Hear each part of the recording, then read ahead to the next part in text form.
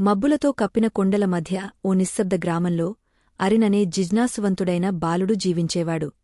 ఎంబర్పీక్ అనే కొండపై ఉంటున్న అగ్ని ఉక్కిరిబిక్కిరి చేసే డ్రాగన్ గురించి గ్రామస్థులందరూ భయపడేవారు. కాని అరిన్ మాత్రం భయపడలేదు. అతని హృదయంలో డ్రాగన్ చెడ్డవాడి కాదని, కాని తప్పుగా అర్థం చేసుకున్నాడని నమ్మకముండేది. ఒకరోజు అరిన్ కొంత బ్రెడ్, తన చెక్క ఫ్లూట్ తీసుకుని కొండవైపు ప్రయాణమయ్యాడు. మార్గం కష్టంగా ఉండింది, అడవి గాఢ్యంగా ఉండింది, కాని అరిన్ హృదయం ధైర్యంతో నిండిపోయింది.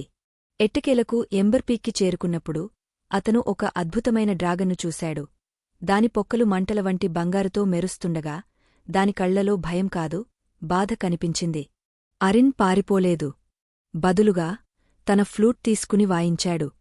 డ్రాగన్ తేలికగా కదిలింది. నెమ్మదిగా దగ్గరికి వచ్చి ఓ మృదువైన గర్జనతో స్పందించింది. అది కోపంతో కాదు, ఆకాంక్షతో. ప్రతిరోజూ అరిన్ డ్రాగన్ను కలవసాగాడు, నమ్మకాన్ని సంపాదించాడు. ఒక పెనువర్షరాత్రి ఊరిపై కొండచర్యలు విరిగపడినప్పుడు డ్రాగన్ ఆకాశంలో ఎగిరి ఊరిని కాపాడింది. ఆ రోజునుంచి గ్రామస్థులు డ్రాగన్ను రాక్షసుడిగా కాదు, రక్షకుడిగా ఆహ్వానించారు.